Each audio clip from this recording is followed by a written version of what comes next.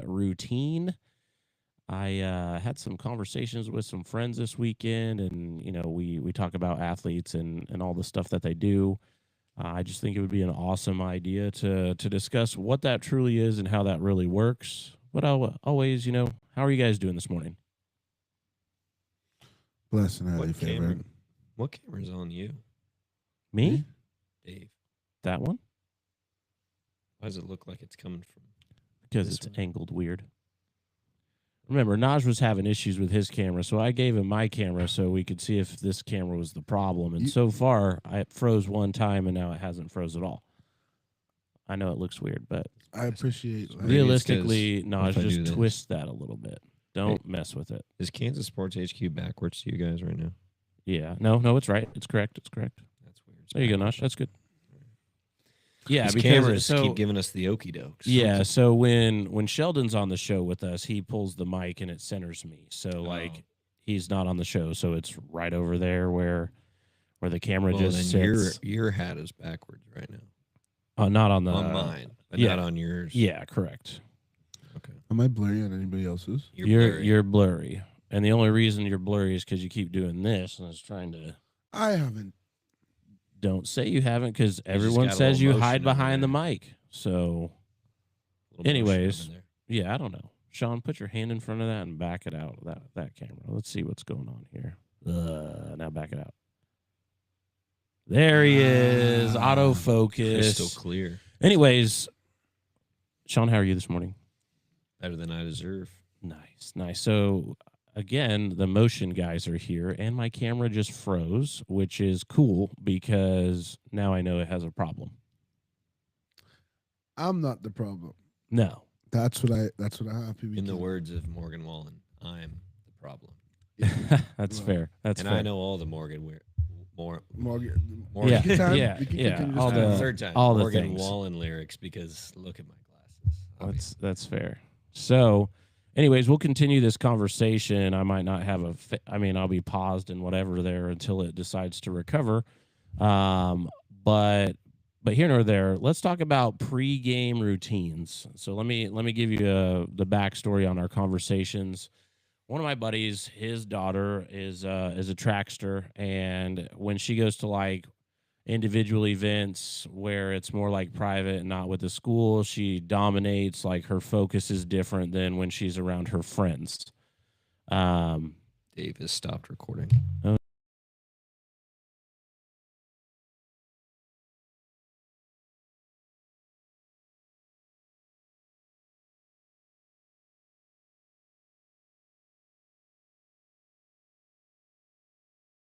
Topic today. Oh, there he is. I'm back.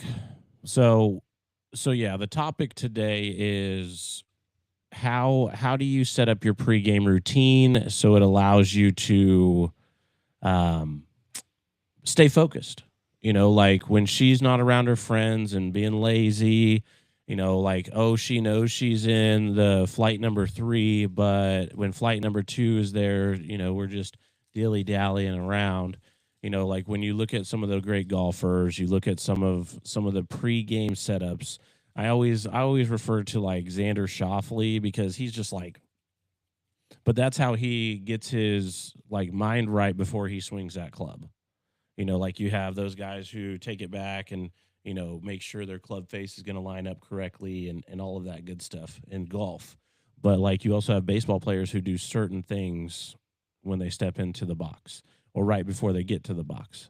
Talk to me about that for you guys and how important it is to stay locked in. I think establishing some sort of routine is good. A lot of people call it superstition and stuff when it comes to like baseball. I don't think, to me, it's not. It's just finding a routine to get you comfortable. It's not necessarily, oh, I got to, baseball's a game of habits. So if you just kind of create a routine that gets you into that mindset to execute the habits, then it'll help you perform a little bit better. I think that was part of my issue too, is I didn't necessarily do any of these things. I mean, I obviously I prepped for the game, warmed up, all that stuff, got ready, but like I didn't necessarily have a set routine. I think it is very helpful. Just you're in that routine, you get your mind right, and then you go out and you try to execute just like you executed your routine. Especially in a game like baseball. What you say? What you say, not? So great from the I lived with an Australian a couple of years ago, and he gave me the greatest piece of advice I ever got. He said superstitious competitors are weak-minded competitors. Amen. Because it feels like you can't win or produce when you don't do what you're used to doing. Like if you forgot your lucky underwear, you forgot your lucky batting glove, this and that, like that puts you in a state like, oh, I can't play good because I don't have this. So I feel like, don't get me wrong, there's nothing wrong with like a pre-box routine. There's nothing wrong with doing something you like routine, but just I understand creature of habit when it comes to baseball players, but we have to give ourselves a chance to step away and understand that today probably wasn't our day to be good anyway. That's how it be. Like it wasn't our day. We can't say, oh, I didn't have my glove or this, I didn't have this, I didn't do that, I didn't eat my Chipotle. It's a victim mentality, man. Yeah, but that's victim mentality. And as a baseball player, you gotta be a dog. But we can relate to the baseball side of it. But guys, like, what your pre-workout routine is always going to be like, oh man, let me get this pre-workout in, let me get this in, let me do these, let me take these steps to be prepared. Warming up for, if you're talking like actually workout, it's just like you should prepare your body to lift. So like if you should prepare your body to right. hit a ball. So for instance, if you're at a track meet and you're not, and you're screwed, you're goofing around with friends or whatever. Obviously you want to have fun and everything, because track to me was not fun. But like you should be able to prepare. You should take at least half an hour before your race and be ready to start get going and get your body ready to do that and execute. And if you're not focused on that, then you're not going to execute. So it's more of a lack of. Would you say that the warm up is different than a pre-game routine? Yes. Yeah, I mean it depends what sport. The concept is the same. It's just a different thing. Different thing. Yeah. No, I don't know. I was saying it's a different thing. I just how is it different though? Because to me, if I'm going to warm up, I'm going to prepare myself for the game, probably in the same way that I do every time, but not. I don't really care about wearing the same underwear or having the same socks. And that's what I think about when you say pregame routine. I think about those people who say, "Oh, I gotta go to Smoothie King. I gotta get a large this, and that before I play every baseball game." Oh, I forgot. Does that? I mean, I wouldn't. Like some dudes had friends. Some dudes had friends be like, "Oh, we can't go on the road unless I get my QT donuts." Like they got to get their QT donuts to play, and I'm just like, all right, me, it's all about the warm up. I feel like the looser I was when we warmed up, the better I played. I couldn't play uptight, couldn't think about it. For me, it was just about fun. Like it was about having fun. That's where I played my best. When I was like, I would do something and I have a great day, and then I tried to do it again and have a great day. Yeah, that didn't work out.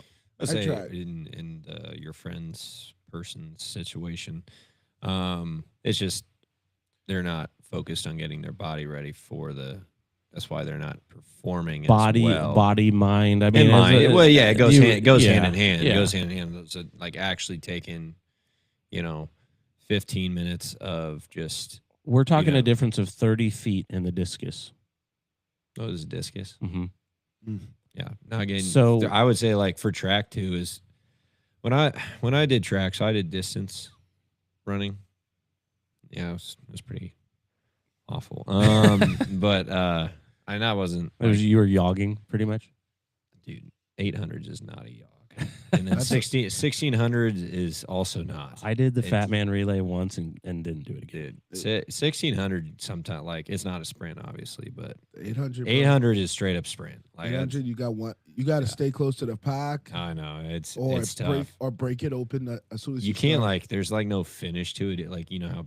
Like in a mile, you have some time to conserve maybe a little bit for like a kick at the end. Like that back 300. But like 800 is just like you start off hot and you got to stay hot and just hang on for dear life. My way of running. Okay. But anyways, when I'm getting ready, like normally for me, I get the nerves going, so I have to go to the bathroom first. Right? Sure. I go to the bathroom first, get rid of some some Waist. nerves. And then I come back out and I start getting loose on the ground first, and then I get loose moving my body around, and then I go over to the starting line, with time, so I'm not rushing over there Mhm. and just stepping up, So, and like obviously for being in the 4x8, we don't really have to practice handoffs or anything, but obviously if you're in the sprints or medleys or whatever, you'll probably have to practice handoffs and stuff. But like even if it's a solo, it's just about like really trying to breathe through the nerves and everything. With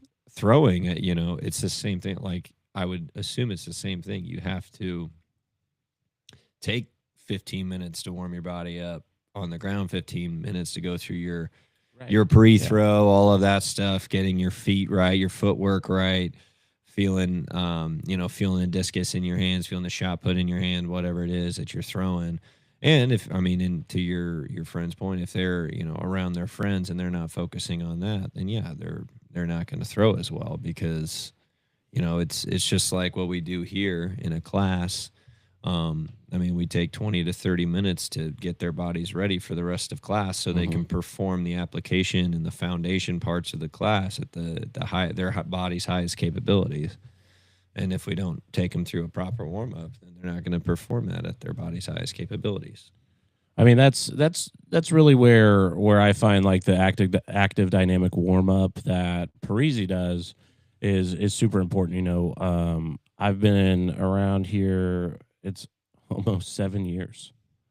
And when I was still competing, I did more of the active dynamic warm up before, we played. But I can associate it to different things. A lot of people just be like, "Oh, I got this. No big deal. Let me just go do my thing."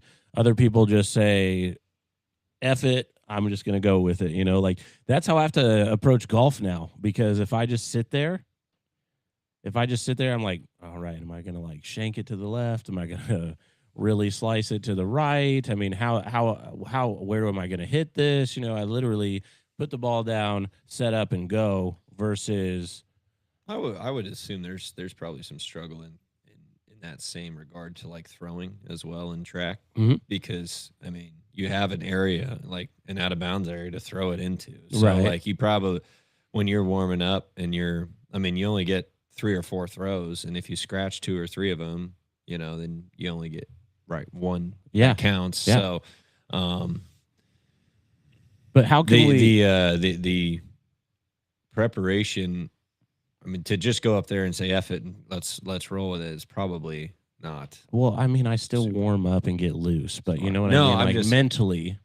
But and with the golf, the golf too, unless there's water. Right. Well, with the golf too, it's like I don't know what to do. Sometimes I'm no practice swing, just go and hit it. And sometimes I'm practice swing and then hit it. It just depends on the day, because really it's the thought that goes through my head on the backswing that ruins it every time. It's like I could prepare this way or that way, and then the second my hands go back, I'm like, uh-oh, what am I gonna do? And whatever goes through my head usually happens. Right, but how would you prepare yourself to be mentally stronger in that situation all across the board for sports? Like, think about that. Your pregame routine, your warm up, let's call them one and the same. Not saying that, okay, I got to eat this, because I'm on a 12-game hit streak or whatever. It doesn't, all of that stuff. Warm up should be part of your pregame routine. Right, your warm up, but mental preparation. Naj, what is your mental preparation? Just growling over there. Because you guys are saying pregame routine and warming up is the same thing. It truly is. It's not, because pregame routine is what I do before I get to the field. That's before I get to warm up, before I do anything. What am I doing to mentally? What is my stuff before the game, before I get to the field? Like, are you listening to music? Do you? That's what I'm saying. But you can do that during your warm up too. Not in much college baseball programs. So real quick, warm up, pregame routine, whatever we're gonna call this. So you're saying pregame routine is different? I have to say that. Than a warm up. Yeah. What happened? When do you do your warm up? All right. So pregame. Let's do this. Time out. Let's do this. Naj, you have a game today. Sure. What are you doing to compete at the highest level? Walk us through after your pregame nap. After the nap, what do you do after the nap? I don't, Dave. I promise you, I don't take as much naps as you think I do, but it's okay. I feel like you do. I promise you, I don't. But either way, Do you what like to sleep? I'm still growing.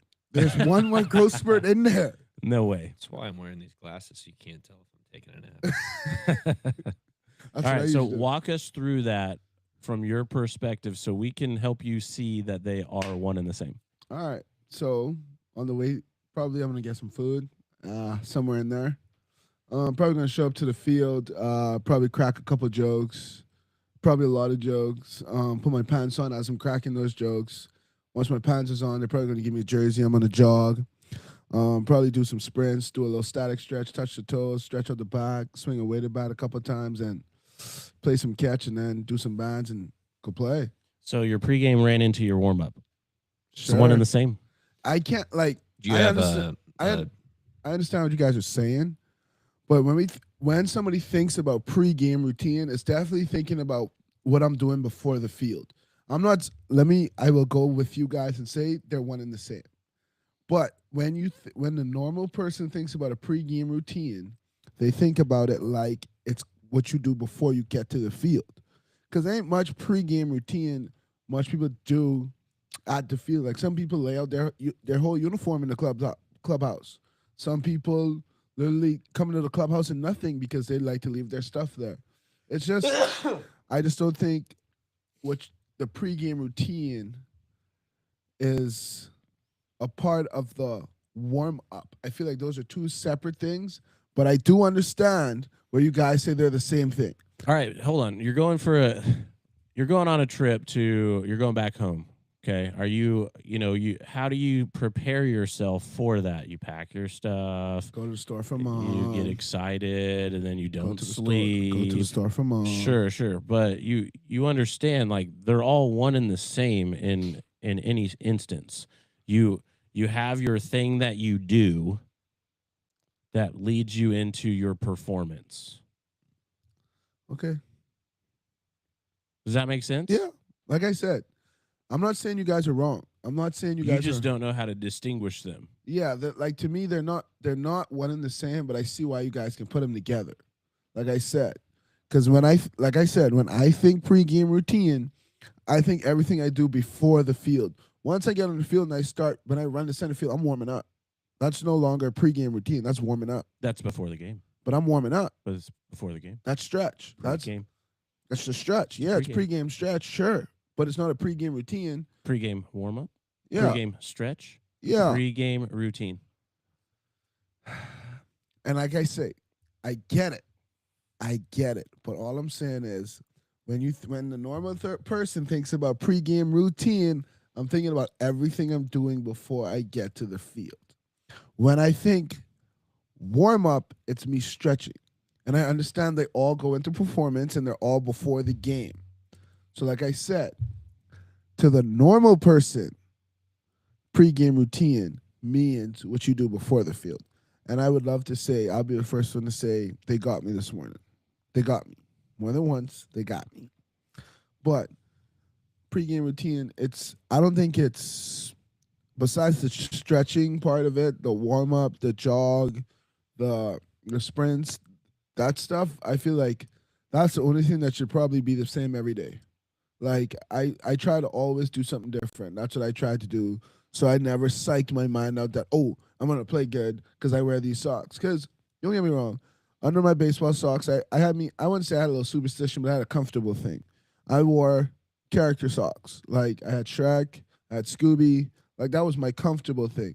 Now, if you want to call it superstition, sure. Sean, would you call that superstition? what? Cartoon character socks. It's kind of He called it his weird. comfort. What? How's that kind of weird? It's It's his just- comfort. It's just under my baseball sock. So you wear two socks? Yeah. Gross. All right. What? Gross. You can't wear two socks? Heck no. I mean, if it's cold out, Maybe. But see, no, the other sock, the first layer of sock is thin. It's almost like a church sock, like a church sock like material. a dress sock. Huh? Dress sock. Yeah, like a dress Okay. sock material kind of thing. So it's thin. It's thinner. So it's not. Okay. It doesn't really Yeah. feel like two pair of socks. Do what you gotta do, man. Yeah. What? I don't- What? I'm gonna pause you. Go ahead. Can you walk us through like a day in your world back when you were playing baseball, or maybe even today? Well, in like I 1986. wouldn't enroll like I feel like you should take your glasses off. I want to kind of mention my own pregame routine, whatever, because like I didn't necessarily have consistency with anything. So like playing time wasn't consistent. JV games are like, in college at least, you're just kind of show that you have a different catch part. Like it's hard to get any sort of consistency, and you always like it. The atmosphere, it's just hard to like find maybe I had something, but it doesn't like stand out in my head right now of what I do. Like, yeah, sure, I'd listen to some music depending on the day. Usually, emo country to get me nice and depressed before the game. But I don't know. I just, yeah, like if there was a cage to hit in, maybe we'd hit in. There wasn't always time or a cage to hit in. Yeah. And then we'd go like I might like I'd play catch and go through picks with somebody, but like other than that, it's nothing that stood out. I mean, high school, I'm sure I had some. It's been a long time though. I'm sure I had something. I know like when I coach, if I get to the game, try to read scripture and pray before the game starts, and then other than that, it's just what do the players need from me from there. So I think it's really good to establish. I think mentally it's really good to establish a routine, especially with baseball, and I think with any sport. Like you don't, and I'm not talking superstition. I'm just talking about a routine, because then you're accomplishing something before the game each and every time, and showing some discipline to accomplish. I'm not saying like, but you're showing consistency in that realm and creating habits that hopefully you can translate that consistency to the game as well, whether that's body preparation, mind preparation, positive like thinking and everything. Like I'm a big self-deprecator. So like, and I think that can be kind of positive when you're training, but like I let that bleed into practice and games where like a sport like baseball, that's not a good thing to do, not a good way to be, because if you're really negative in your own headspace, then it's going to be hard it's going to be hard to build confidence, and you need confidence to be a good baseball player. So don't do negative self-talk. So tell me how are you your own private hype guy? Like do you, like oh you got this? No, So I we can wasn't. wait. That's Well, the thing. I wasn't. I Sure. was the opposite of that. But how did you have you gotten out of that space? No, I'm Sean's personal hype man now. but what I tell like my lessons and stuff is I was talking to a kid the other day. He's really talented, good swing, everything. He's just going through a little bit of a slump right now, so he's really down on himself, and we're doing lessons, and he's getting really frustrated, and I'm like, what are you telling yourself when you're missing the ball? Like, you miss a pitch, you roll over, whatever. Because I can tell by your body language you're pissed off. And he's like, I can't hit. I'm like, that's what you're telling yourself, you can't hit. And he's like, yeah. I was like, I get it, because I did that so much. But guess what? I don't want you to do what I did, because I did it wrong. Right. And try and like you need to think of what you did. What helped me in college later was thinking about what I did wrong and knowing what I did wrong to try and fix that the next time. Normally I'd only get one, maybe two at bats or one or two chances a game, so it wasn't always a chance to like rectify that. But I usually like I wasn't great at making adjustments, but I knew what adjustments I needed to make. Mm-hmm. So like figuring out, oh, I was late on that. I need to get going earlier. I need to get my foot down earlier. Oh, I didn't finish my swing all the way through. Oh, I let my hands go before my foot was actually down. Like stuff like that. Like point out what you're thinking so you fix that on the next swing, and then you adjust from there, and you adjust from there, and you adjust from there. And then I also just told him to start, and I don't know if he did this or not, but I told him to start like journaling. I think that's really good. for any sport, really. Like you can apply that to football, basketball, baseball, track, whatever, wrestling. Like journal about what you just did. You know, like for instance, in baseball, journal after every single like at a bat. like a personal reflection. Yeah. So like, okay, and then try to take one positive away from every at bat. Okay, I struck out on 3 pitches. Pretty hard to take a positive out of that. Right. I was like, whoa. But one of the pitches I fouled straight back, so I just missed it. You know, or I had a good swing on one. I was just out in front. And I pulled it foul. I picked up on the curveball, but just a little bit. Like try to find some positives in that, because if you're focusing on, well, I just struck out on 3 pitches, I'm the worst hitter in the world. Well, that's going to bleed out into the field. That's going to bleed into your next at bat. And then review that after the game, and then write a message to yourself, you know, after you've reviewed it after the game, what we need to focus on getting better for the next day or the next time or the next game. Sure. See more pitches, you know, jump on the first pitch fastball. Don't, you know, if you're struggling with rolling over off speed, don't swing it off speed till you got 2 strikes. Stuff like that, where like, okay, if I keep writing this down, it's just like in school. They said if you write something down, you're more likely to remember it than, you know, typing it.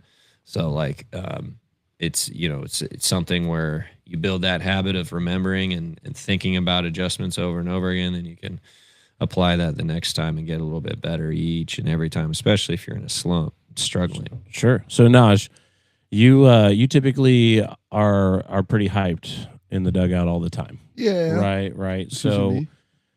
So you know, that's a different role, but how do you stay positive in your world of things? I mean, you're retired now and playing slow pitch. How do you when you were playing, how did you stay above the negativity? Because there was a point I sucked. There's a point where everybody's not. There's not going to be days everybody plays well. There's going to be days other dudes play well. There's going to be dudes I play well. So for me, it was just making sure that there was enough guys to get us to the finish line to win a game. Like, it wasn't nothing about I got to keep the guys up to get them to the finish line, trying to find where to score runs, make plays, get outs, like do stuff to win. Like, that's what it was all about. It was from a winning aspect and staying up, because it's hard to fall down in this game of baseball. It's hard to fall down, but you got to keep someone to keep you up, and especially in a tough conference like the KCAC, it's just like you gotta have those dudes who are gonna hold you up and let you know, hey, yeah, you're 0 for 3, but hey, there's the 4th at bat's coming. I've been there. I've been there 0 for 4 punchies. I've been there. I've gotten pulled. I've gotten pinch hit before because I couldn't hit the slider.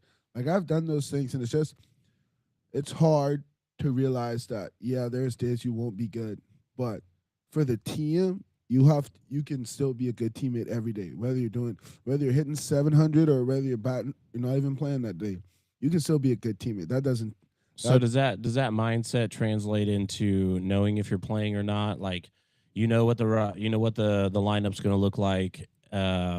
Say you're not in it, you want to be in it, obviously. Does that change your routine at all, or do you still get in there same as always? Same as always, because at the end of the day, if I play if I play every day and I hit 400 with 20 jacks and we go 0 and forever, what's the point? Like, what's the point? I'm not one to care about stats. I'm not one to care about stats. I gotta do everything in my power to help the team win. That's what it is that day. What can I do to help the team win? I might, like I said, I could be 0 for, but hey, maybe there's a chance for me to get bunt, sacrifice, to do it for first and second. I bunt somebody over.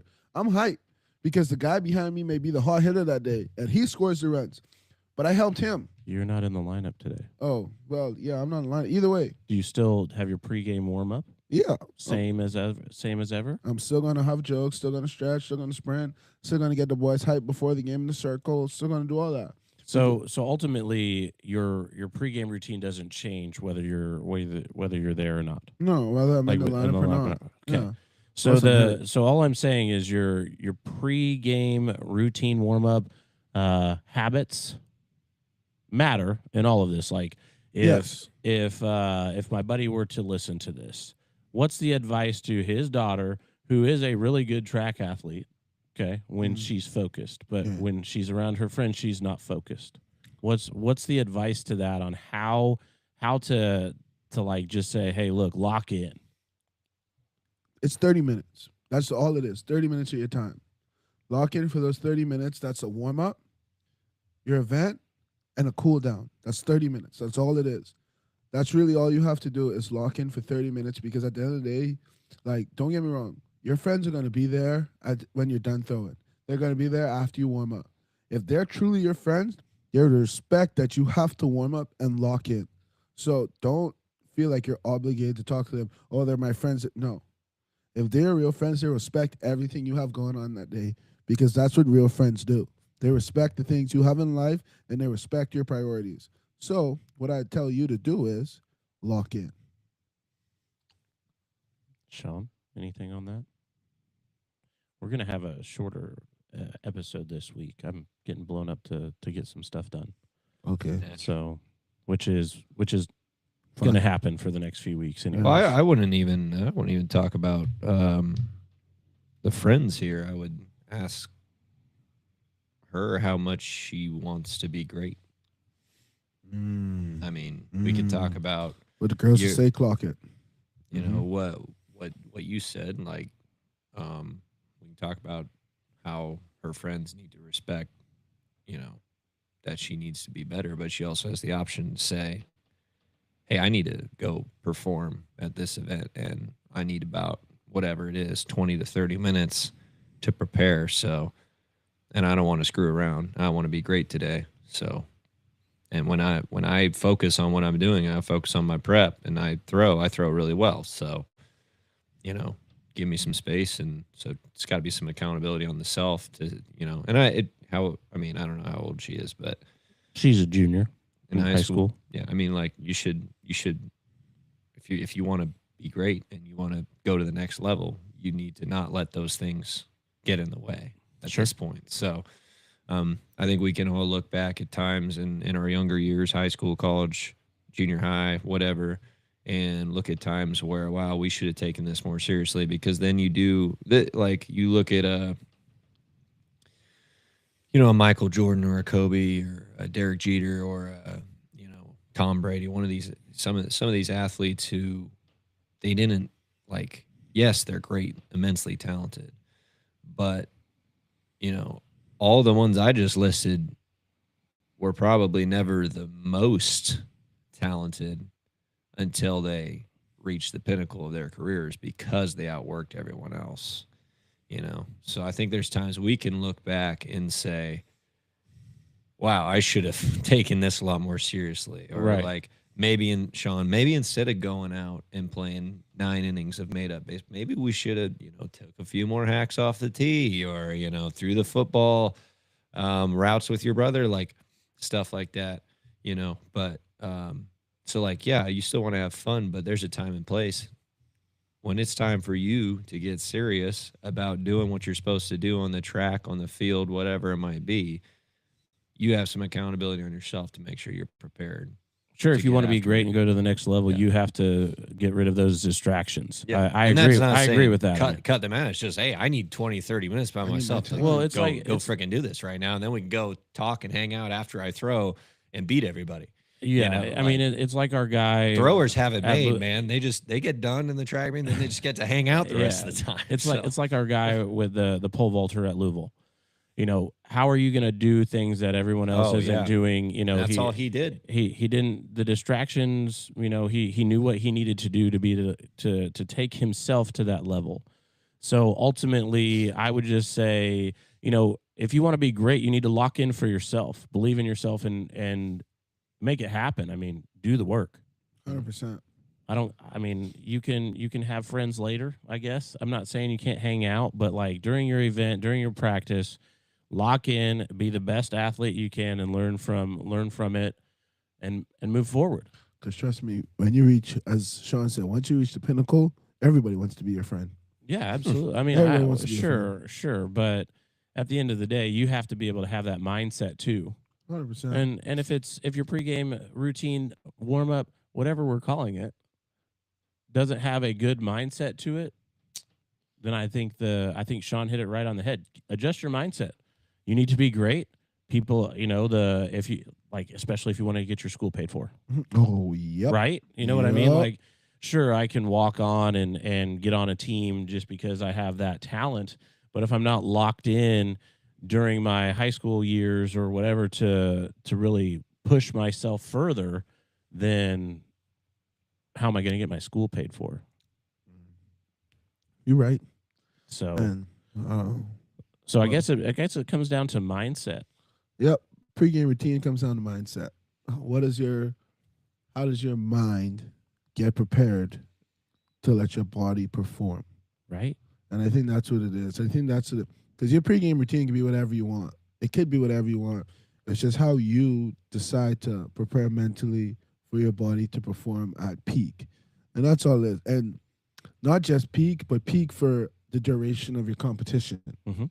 Because that's baseball players, football players, basketball players, like that's easy for us, like, because we know what our timeline is. Like, to be on, like, you know what our timeline is: football 4 quarters, basketball 4 quarters, baseball 9 innings, like stuff like that.